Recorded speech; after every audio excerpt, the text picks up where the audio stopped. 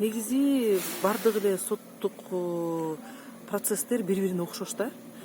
Бирок кээ бир өрөөндөрдө эгер ушу массалык маалымат кызматкерлер активдүү катышып, ошондой соттук процесстерди кандай бир жайылтууга аракет жасаса, ошол жерде соттордагы, милициялардагы кандай бир себептерин, жүйөлүү себептерин көрсөткөнгө аракеттенишет да.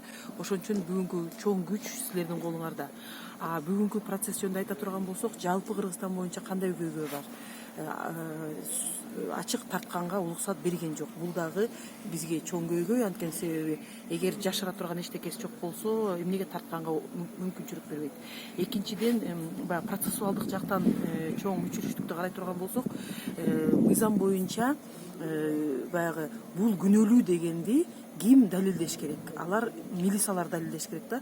Бүгүнкү соттук процесске милициялар келсин, биз ошолордун кыймыл аракетине 20 саат мыйзамсыз кармаганына арызданып атабыз десе, жок, анда силер алып келгиле сотко деген жоопту укту да. Кантип жөнөкөй адамдар милицияларды сотко келгенин камсыз кыла алат?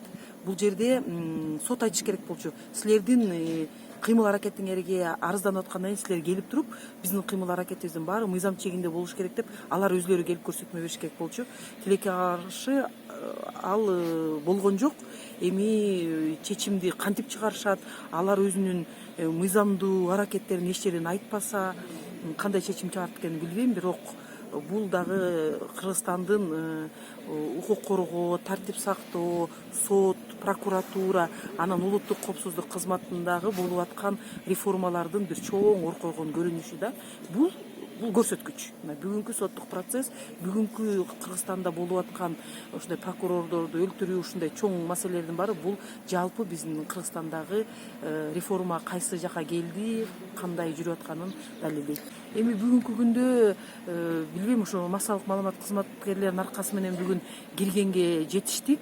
Анткени себеби силер болбосоңор сыртта эле кыйкырып калып калмак экенбиз. Анан мына интервьюну четинен берип, четинен социалдык тармактарга жиберип аткан үчүн кой деп туруп баарыбызды киргизди. Киргизгенде уже бир тарабына болсо дагы мүмкүнчүлүк берди сүйлөгөнгө, экинчи тарабын камсыз кылбаса дагы буну менен биз кандай болуп атат, кандай суроолор берип атат, эски кодекс мененби же жаңы мененби каралып аткандарына ушундай жоопторду издеп кете туруп, анан кандай бир байкаган мүчүлүштөр боюнча сөзсүз түрдө сотторду тартип комиссияга беребиз. Анткени себеби ар бир орган өзүнүн же кыймыл аракетине, же кыймыл аракет жасабаган үчүн жоопко тартылбаса, эч качан мындай сапаттуулук болбойт деп ойлойм. Чыгарса болот, бирок биринчи соттук териштирүүдө айыптоочуну дагы эч кимди чакырбай эле өткөзүп коюшкан да. Анткени мындай жабык, эч ким барып, эч ким көргөзмө берген эмес да. Ошондо сот баягы милициялардын эле жазганын, прокурорлордун жардамы менен жазган нерсеге эле таянып чечим чыгаргандай көрүнүш болуп атат да. Бул жерде бир тарап ошол орган болуп аткандан кийин, бул жерде таптакыр башкача териштирүү болуп, соттор өзүнүн мындай өзгөчө бийликке ээ статуста жүргөнүн да тастыкташ керек болчу да. Анткени себеби президентти да соттогонго соттор укуктуу, прокурорду да соттогонго соттор укуктуу. Ошол позициясын көрсөтүш керек болчу. Эми көрө жатарбыз кандай чечим чыгат. Бул жакшы эле таасирин тийгизет, анткени себеби ошол 20 сааттын ичинде ооба ушуну мен кылгам деген көрсөтмөнү булар алышкан да. Анан сразу жайып ишкен. Мына мойнуна алды, мен өлтүрдүм деди депчи.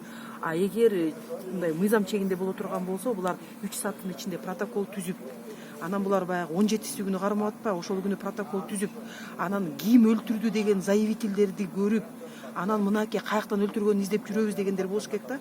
Булардыкы эмне себептен ошол күнү биз кармадык дегенге барбай аткан себеби, чынына келгенде өлдү дегенди билип, анан өлүктү тапкан күнү эртеси күнү болуп атпайбы.